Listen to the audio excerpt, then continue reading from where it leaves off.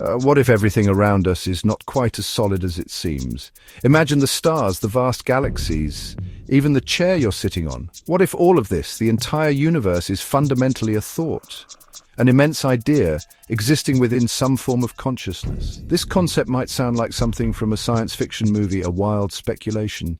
Yet for centuries, philosophers, spiritual thinkers, and even some curious scientists have pondered this very question. We gaze out at the cosmos, perceiving its grandeur as an objective, external reality. But could its intricate fabric, its very existence, be woven from the subtle threads of thought itself? This provocative idea challenges our most basic assumptions about what is real and what is not. It invites us on an intellectual journey to the very edge of understanding. Your personal experience of the universe is uniquely yours. The vibrant colors of a sunset, the taste of your favorite food, the complex emotions you feel, all these are processed and interpreted through your individual mental lens.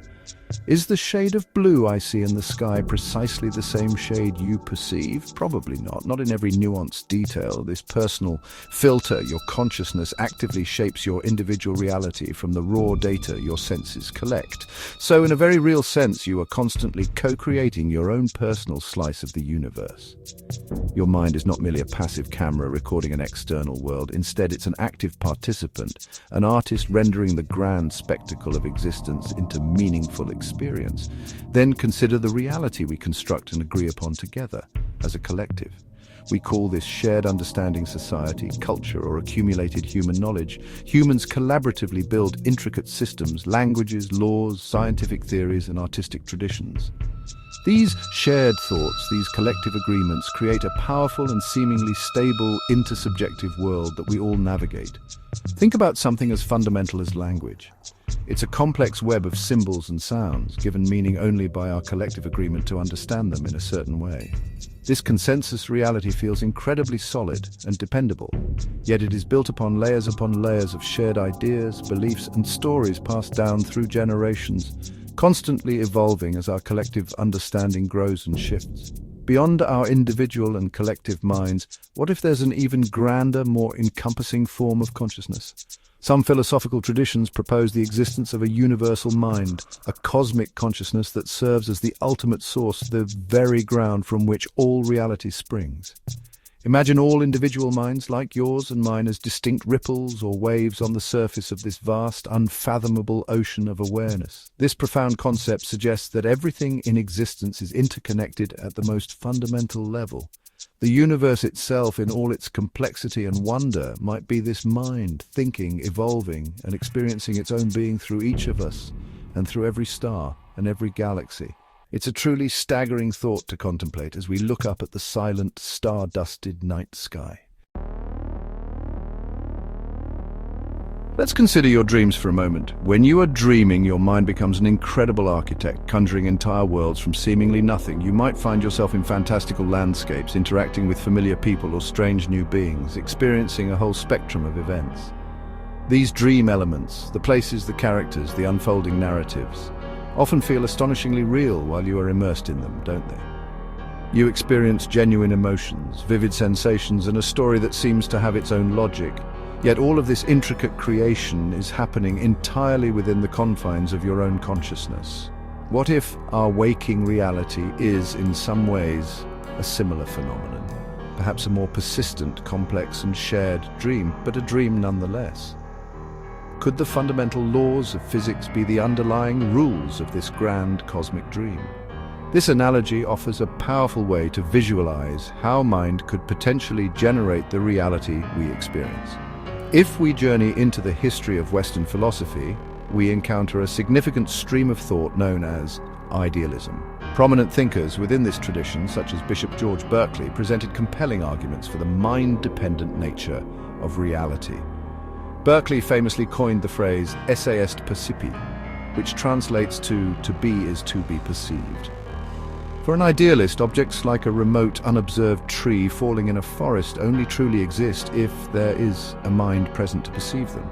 If no consciousness, not even a divine or cosmic mind, is aware of the tree, does it possess any real existence? This philosophical stance places consciousness, not inert matter, at the very center of what constitutes reality. It suggests that the physical world we interact with is either dependent on or perhaps even a direct manifestation of mind or spirit. This represents a radical and thought-provoking departure from more common materialist views of the universe.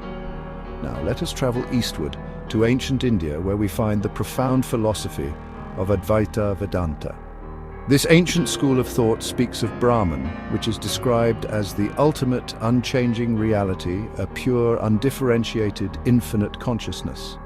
The physical world that we perceive with our senses, the world of names and forms known as Maya, is understood to be a kind of illusion, a superimposition upon the true reality of Brahman. It's often likened to mistakenly perceiving a coiled rope as a venomous snake in dim lighting due to ignorance. Our individual selves, our deepest essence called Atman, are considered to be ultimately identical to this universal Brahman. The spiritual goal within Advaita Vedanta is to realize this fundamental unity, to see beyond the veil of Maya, the illusion of separation, and to awaken to our true nature as cosmic consciousness. Buddhist philosophy, originating in ancient India as well, also places a strong emphasis on the crucial role of the mind in shaping our experience of reality and, consequently, our suffering. Buddhism teaches that our perception of the world and ourselves is heavily filtered and colored by our mental conditioning, our ingrained desires, our aversions, and our conceptual frameworks. This conditioned perception is a primary source of dissatisfaction and suffering. The key Buddhist concept of sunyata, often translated as emptiness or voidness, suggests that phenomena, including ourselves, lack inherent, independent, or fixed existence. Instead, all things are seen as interdependent, arising and ceasing due to a web of causes and conditions, and their nature is profoundly influenced by the perceiving mind. Understanding this deeply can lead to liberation from suffering by allowing us to see things as they truly are, not merely as our minds habitually project them to be.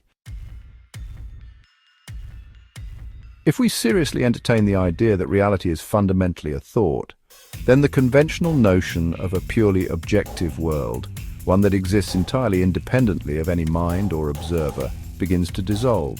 What would such a shift mean for the enterprise of science, which traditionally strives to uncover objective truths about the universe?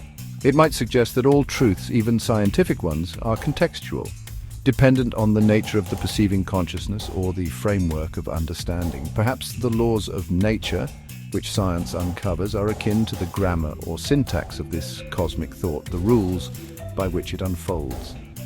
This doesn't necessarily invalidate the scientific method or its discoveries, but it could reframe them as explorations into the patterns and consistencies within this vast mental construct, rather than descriptions of an external, mind-independent realm. Imagine the profound implications if our thoughts possessed the inherent power to directly shape the reality we experience. We already observe intriguing hints of this possibility in phenomena like the placebo effect, where a person's strong belief in a treatment can lead to real, measurable physiological changes in their body.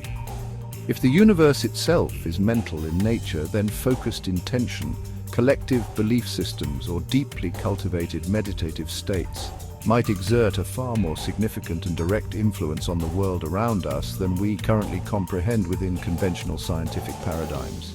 This idea inherently empowers consciousness, suggesting that we are not merely passive observers or victims of circumstance, but potentially active co-creators of our experienced reality.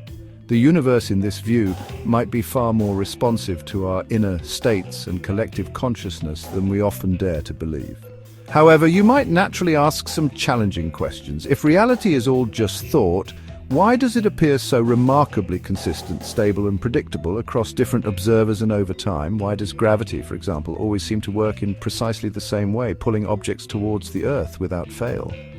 Why can't I simply wish for a mythical creature like a unicorn to appear before me and have it materialize instantly?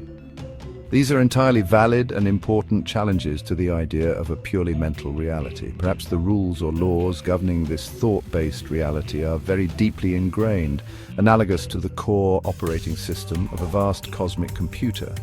Or, alternatively, it could be that the universal mind that generates and sustains reality possesses its own inherent logic, order, and stability, ensuring a coherent and shared experience for the myriad individual minds existing within it. And what about the existence of other people, other minds? If my experienced reality is fundamentally my own thought, then are you, the reader, simply a figment of my imagination, a character in my personal mental drama? This line of questioning leads to the philosophical conundrum known as solipsism, the idea that only one's own mind is sure to exist.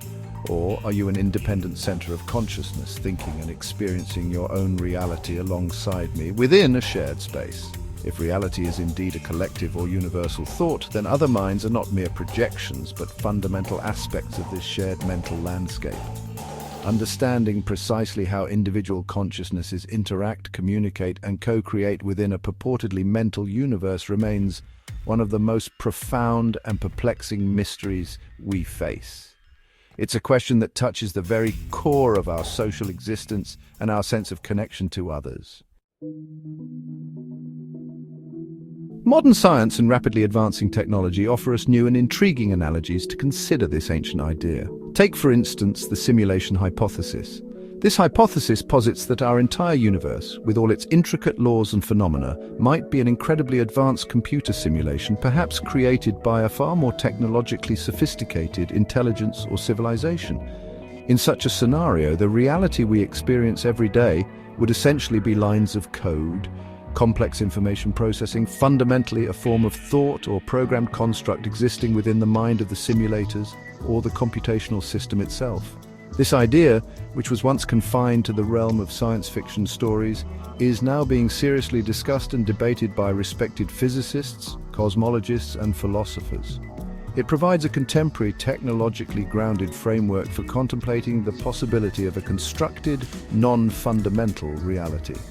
Quantum physics, which forms the bedrock of our current understanding of the subatomic world, the very small, consistently throws up experimental results that are bizarre and counterintuitive from a classical perspective. The famous observer effect in quantum mechanics suggests that the very act of measurement, of observation, seems to play a crucial role in determining the state of quantum systems. It appears to influence whether particles behave as waves or discrete particles, for example. Does consciousness, the act of a mind observing, somehow participate in collapsing the wave function, thereby transforming a realm of potentialities into a definite classical reality? Some interpretations of quantum mechanics lean in this direction. This hints at the possibility that mind and matter might be far more deeply and inextricably entangled than classical physics ever imagined, perhaps suggesting a participatory universe where consciousness is a fundamental player. We can also see echoes of this grand idea reflected in our everyday lives and experiences. Our mood, for instance, undeniably colors our perception of the world around us. A rainy day can feel cozy and introspective or gloomy and oppressive, largely depending on our inner emotional state. Collective narratives, shared stories, and cultural myths profoundly shape societies, guiding their values, behaviors, and historical trajectories. From a scientific viewpoint, fields like neuroscience diligently study how the human brain constructs our apparently seamless experience of reality from the barrage of sensory data it receives and processes. While mainstream science largely operates on a materialist assumption that matter is primary, the fascinating fringes of physics, consciousness studies, and philosophy continue to explore these profound and often perplexing connections between mind and the cosmos. The universe seems to be whispering clues, if only we attune ourselves to listen closely. So is reality, in its deepest essence, just a thought? The honest truth is, we don't definitively know the answer to this monumental question. It remains a profound philosophical proposition, one with ancient roots in human wisdom traditions and intriguing modern parallels in scientific and technological thought. There are compelling arguments that lend it plausibility, yet there are also significant challenges and unanswered questions that must be addressed. Perhaps reality is a complex and dynamic interplay of mind and some fundamental mind-independent existence, a cosmic dance between consciousness and being. What this ongoing exploration offers us, regardless of the ultimate answer, is a precious opportunity to question our deepest held assumptions, to marvel at the enduring mystery of consciousness itself, and to remain humble and curious before the vast, largely unknown cosmos. The quest for understanding is what defines us and drives us forward.